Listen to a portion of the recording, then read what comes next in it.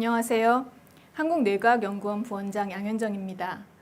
오늘 저는 수면과 명상의 과학에 대해서 여러분들과 이야기를 나누도록 하겠습니다. 수면에는 두 가지 단계가 있습니다.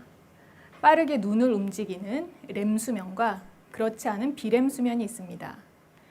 이 렘 수면과 비렘 수면의 사이클이 하룻밤에 4회에서 6회 반복되게 되는데, 이 그림에서 보시다시피 잠을 잘 자는 사람과 불면증 환자는 이 렘 수면과 비렘 수면의 사이클이 다르다는 것을 알 수 있습니다. 수면 장애가 지속되게 되면 우리 몸에서는 염증을 촉진시키는 사이토카인이 많이 분비되게 되고, 이것이 장기간 길어지게 되면 우리 몸에서 심혈관계 질환이 위험성이 높아지고, 그리고 암의 위험도 증가하고 뇌에도 영향을 미쳐서 치매 위험이 증가하게 됩니다. 수면 부족이 영향을 주는 뇌의 영역은 크게 우리가 무언가를 집중해서 수행할 때 주의력, 작업 기억력의 활성화에 영향을 주는 전두두정역과, 그리고 우리 뇌가 쉴 때 활성화되는 디폴트 모드 네트워크가 있습니다. 이 두 영역 모두 시상으로부터 올라오는 시그널에 영향을 받게 됩니다. 숙면을 잘 취하는 건강한 뇌에서는 우리가 각성 상태에서 시상으로부터 올라오는 이 신호, 대뇌피질로 올라오는 시상으로부터의 이 입력이 일관되기 때문에 우리가 무언가에 집중할 때 전두두정엽이 활성화되고, 그리고 우리가 쉴 때 디폴트 모드 네트워크라는 영역이 활성화됩니다. 결과적으로 주의력이 왕성해지고 작업 기억 수행력이 뛰어나게 됩니다. 그런데 수면이 부족하게 되면 이 시상으로부터 올라오는 입력 상태가 불규칙해지면서 우리 뇌가 집중할 때와 쉴 때를 잘 구분하지 못하게 됩니다. 결과적으로 주의력의 일관성이 없어지고 작업 기억 수행력이 쇠퇴하게 됩니다. 수면 부족은 이뿐만 아니라 우리 뇌가 정서를 처리하는 반응을 변화시키는데, 편도체는 우리 뇌의 부정적인 정서를 처리하는 영역으로 알려져 있습니다.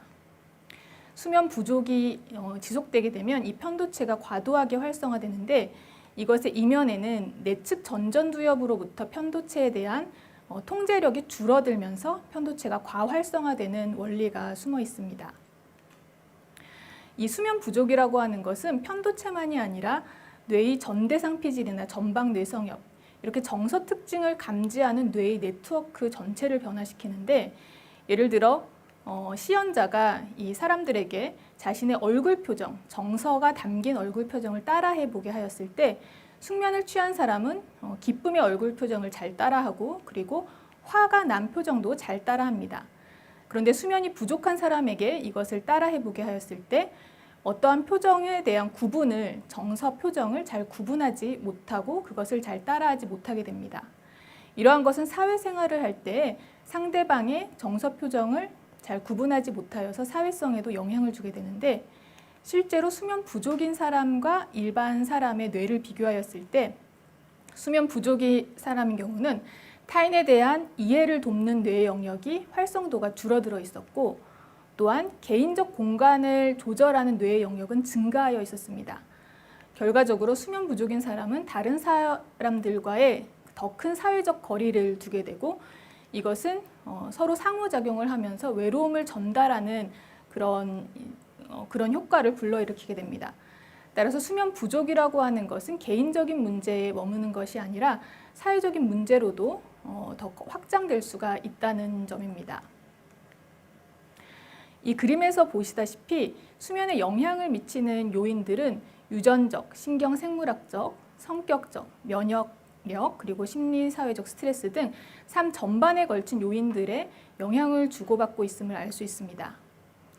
현재 임상에서 가장 많이 이 수면에 대한 해결책으로 쓰이는 것은 불면증 인지행동 치료입니다.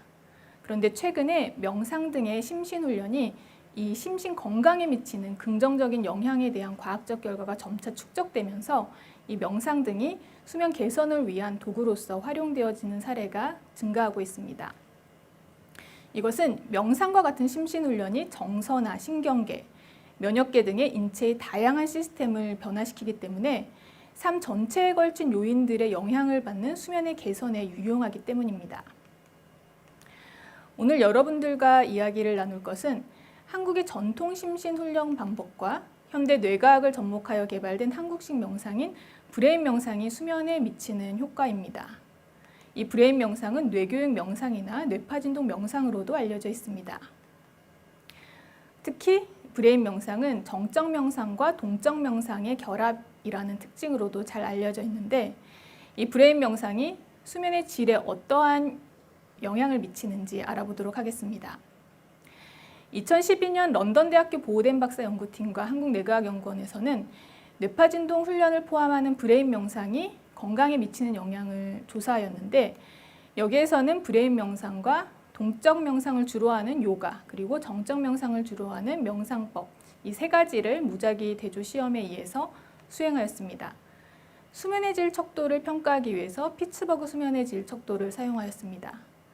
이 결과에서 브레인 명상을 꾸준히 수행한 그룹에서는 타 그룹에 비해서 입면 시간, 잠들 때까지 걸리는 시간과 그리고 낮 시간 기능 장애가 통계적으로 의미 있게 긍정적으로 개선되었다는 점을 알 수 있었습니다. 연구자들은 이 브레인 명상 중에서 특히 뇌파진동 훈련이 이 수면에 어떤 효과가 있는지 더 자세하게 알아보기 위해서 2년 뒤인 2014년에 뇌파진동 훈련에 대해서 추가 연구를 진행하였습니다. 이 연구에서는 한 그룹에서는 뇌파진동 훈련을 포함하는 브레인 명상을 시행하였고, 다른 그룹에서는 뇌파진동 훈련 대신에 고정된 자세를 유지하게 하고 앉아서 긍정적인 생각에 집중하는 집중 명상을 하도록 하였습니다. 이 두 그룹을 비교하였을 때 뇌파진동 훈련 그룹은 비교군에 비해서 수면 시간과 그리고 수면 효율이 현저하게 향상되어져 있다는 점을 발견할 수 있었습니다. 도대체 뇌파진동 훈련이라는 것이 무엇이길래, 그리고 어떠한 메커니즘을 통해서 수면에 영향을 미치는지 간단히 알아보도록 하겠습니다.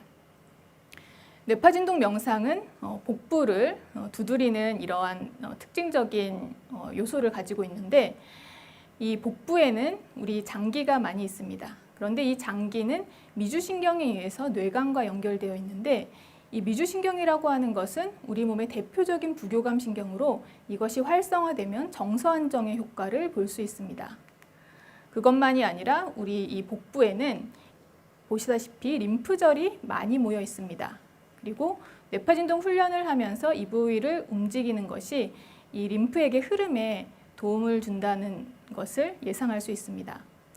따라서 뇌파진동 훈련을 포함하는 이 브레인 명상은 미주신경 활성화를 통해서 정서 안정의 효과가 기대되고, 림프액 흐름 증진을 통한 면역력 향상이 기대되는데, 실제로 브레인 명상에 의해서 정서 안정과 면역력 향상의 효과가 보고되어져 왔습니다.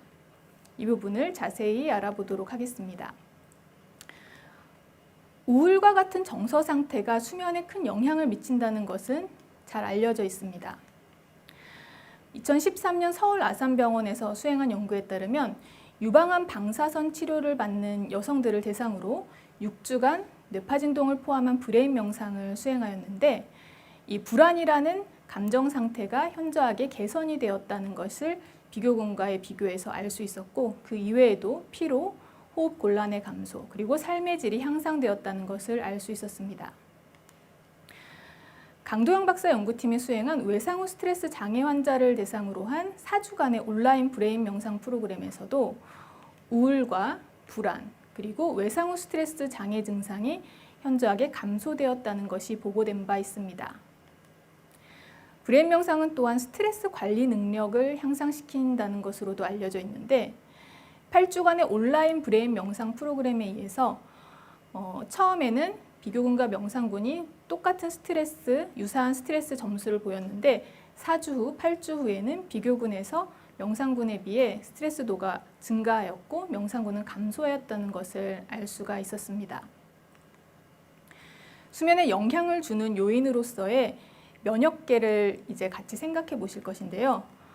폐쇄 수면 무호흡 증상을 가진, 수면 장애를 가진 이 성인과 일반 성인을 비교하였을 때, 이 수면 장애를 가진 사람의 몸에서는 염증을 억제하는 사이토카인의 종류인 인터로이킨 10이라는 것이 줄어들어 있었습니다. 즉 염증이 증가한 상태인데요. 이것은 어린 아이에게서도 같은 증상이 발견되었습니다. 그런데 브레인 명상을 가지고 이 인터로이킨 10에 대해서 조사한 연구에 따르면 이 연구에서는 건강한 성인을 대상으로 이 브레인 명상군과 일반인을 조사를 하였는데 염증을 억제시키는 이 인터로이킨 10이 브레인 명상군에서 증가하여 있었습니다. 즉 이것이 의미하는 것은 명상을 장기간 수행한 사람들이 일반 사람들에 비해서 몸 안의 염증 상태가 줄어들어 있다라는 것을 의미하고 있습니다.